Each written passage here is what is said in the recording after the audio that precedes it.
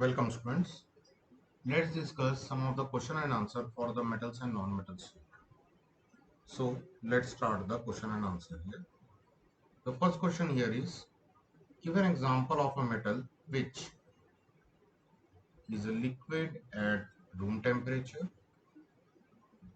can be easily cut with a knife, is the best conductor of heat, and is a poor conductor of heat. So here we have to answer these four questions. Okay. In the first, it is asking that we have to give the example of a metal which is liquid at room temperature.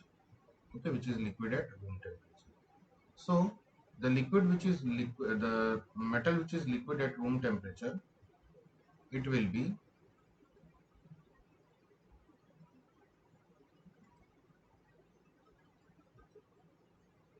the metal which is liquid at room temperature, it is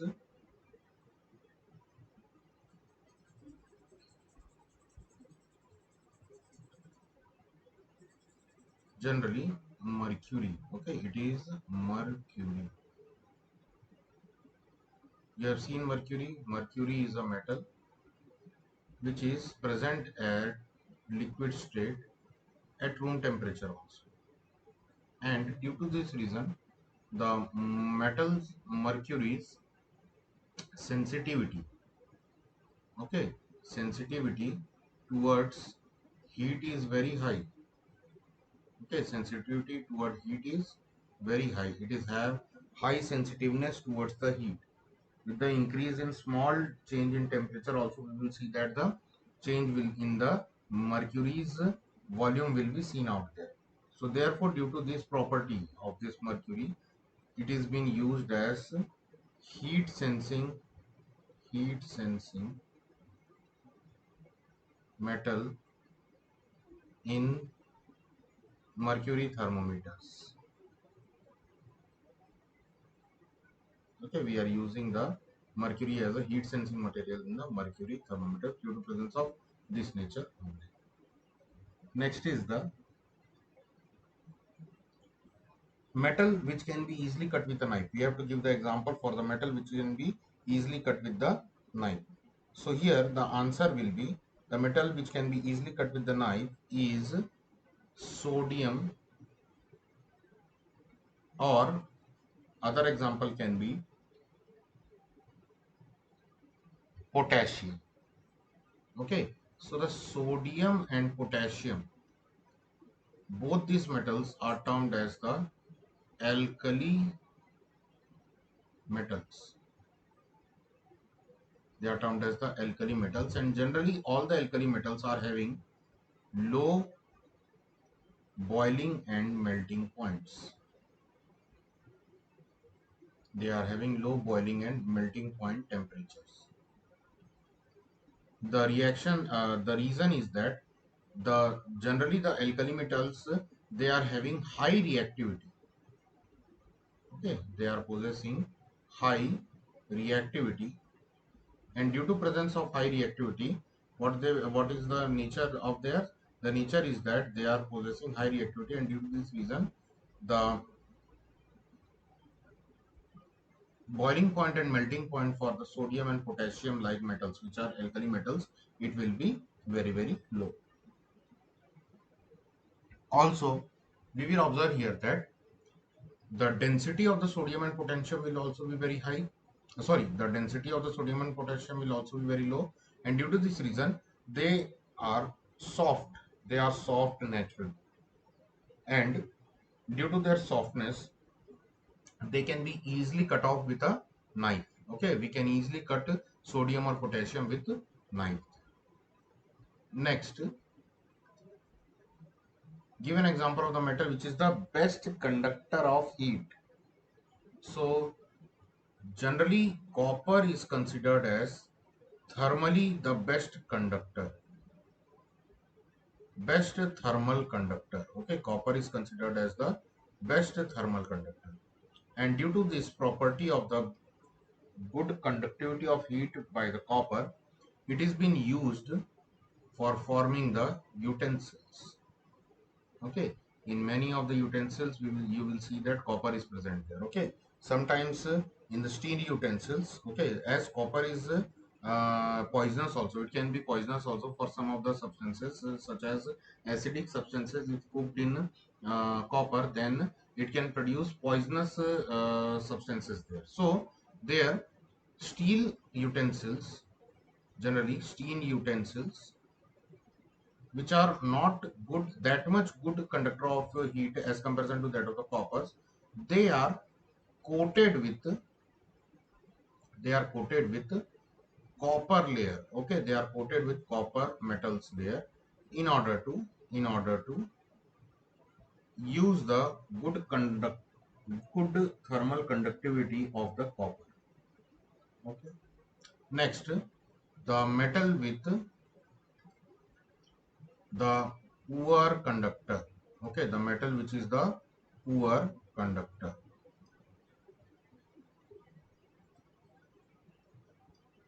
The metal with the poor conductor, it is lead. Okay, the metal with the poor conductor, it is lead. Okay, so lead is the poor conductor of heat.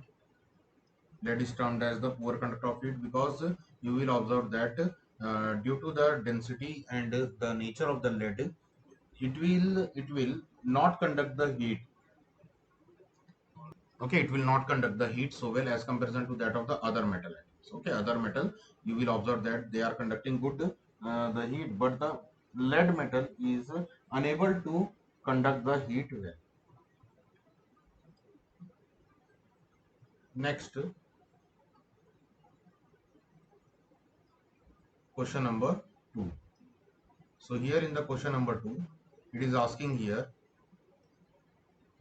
explain the meaning of malleable and ductile.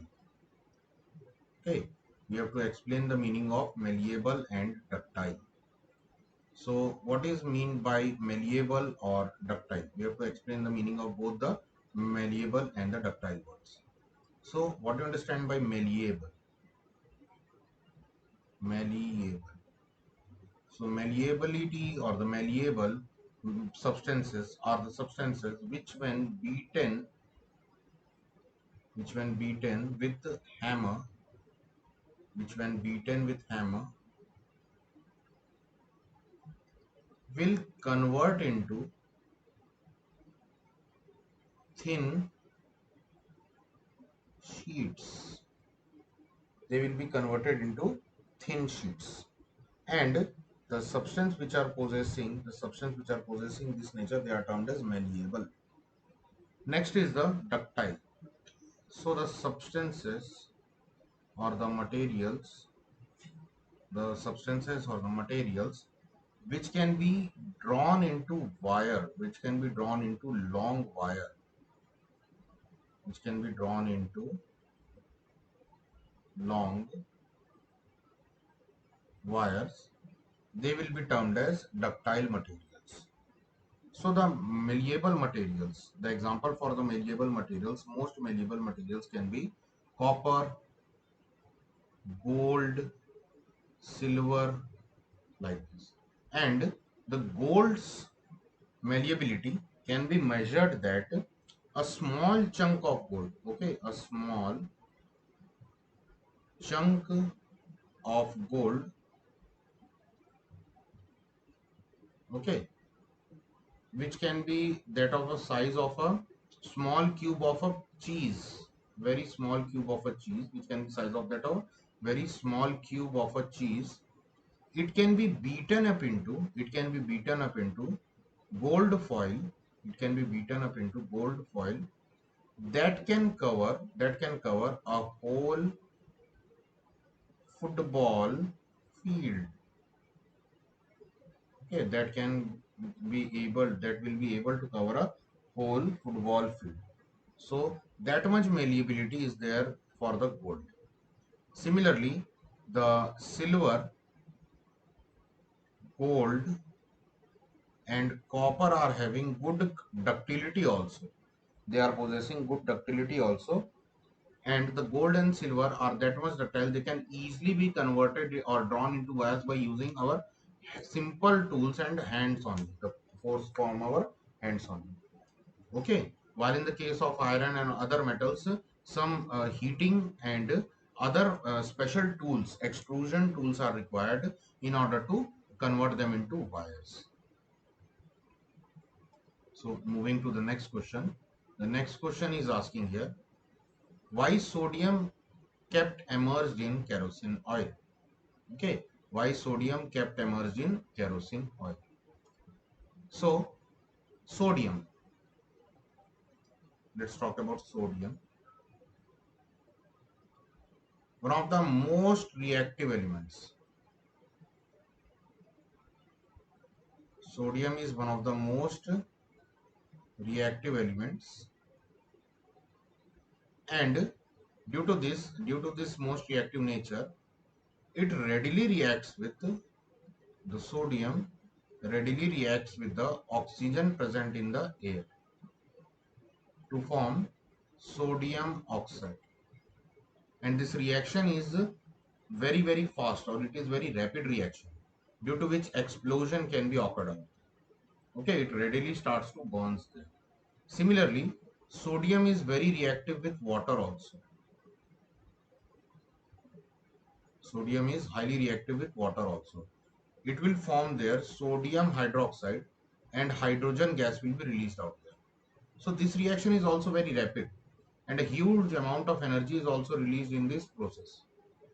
So due to the rapidity of this reaction, due to the fast rate of this reaction, we will observe that the explosion can also occur in this case also. So in order to make the sodium, in order to make sodium more, in order to store sodium, sorry, in order to store sodium for long time without causing any hazard, okay, without causing any hazard, what we will do, we will just store the sodium in the kerosene oil. Okay, we have to store the sodium in the kerosene oil, where kerosene oil prevents the reaction of sodium with oxygen or carbon dioxide which is present in the air, which can cause explosion or accidental fires. Okay, so hence here sodium is therefore it is kept in or immersed in kerosene oil in order to protect the sodium from being reacting with the oxygen or the moisture or the carbon dioxide which is present in the air, because that can cause hazards. Okay, that can cause accidental hazards. Next, question number 4. Here it is asking, write the chemical equations of iron reacting with steam, calcium and potassium reacting with water. Okay, so here we have to write down the equations for the reaction of iron with the steam, calciums and potassium's reaction with water. So here iron being a intermediate reactive element, okay, iron is a intermediate reactive element and it is present above the hydrogen in the reactivity series. So iron can displace hydrogen from the water, but generally in cold condition, or hot water with the iron will not react with the cold water or with the hot water. For the reaction of iron with the uh, H2O, the H2O is required in the steam state. Okay, H2O is required in the steam state, and there the iron will react with the water there to form ferrous 1 2 sorry iron 2 3 oxide. It will form iron 2 3 oxide, the Fe3O4. Okay, so in the general condition we have seen that the reactive metals such as sodium, magnesium, they will react with water in the cold condition only, and they will form sodium hydroxide with hydrogen gas. Okay, but here in this case we are going to observe that here the intermediate reactive elements such as aluminium, when it is reacted with water, here also steam will be required. It will not react with the normal cold water, and it will also form there Al2O3 plus H2 gas will be released out. Okay, so you can see the difference when the metals are reacted with the cold water. The metals which are capable of reacting with cold water, they are producing metal hydroxides.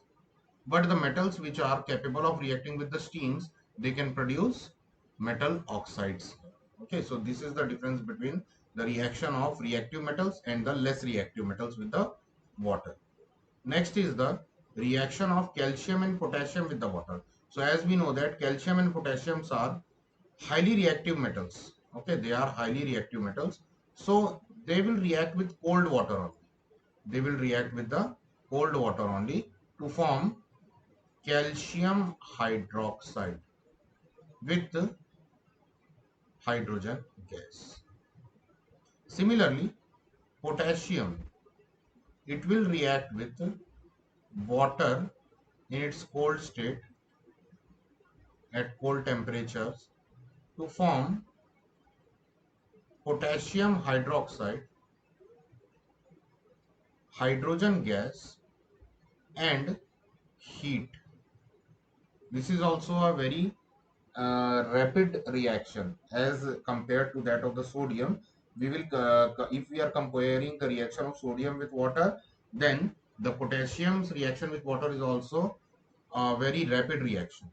And here the amount of heat which will be released out there, it will be also of very high amount, and this can also cause explosion there. So for today, we have discussed about some of the questions for the metals and non-metal chapter. In the next class also, we will discuss some of the more questions from the metals and non-metals. So I am ending the class here only. We will meet up in the next class. Thank you.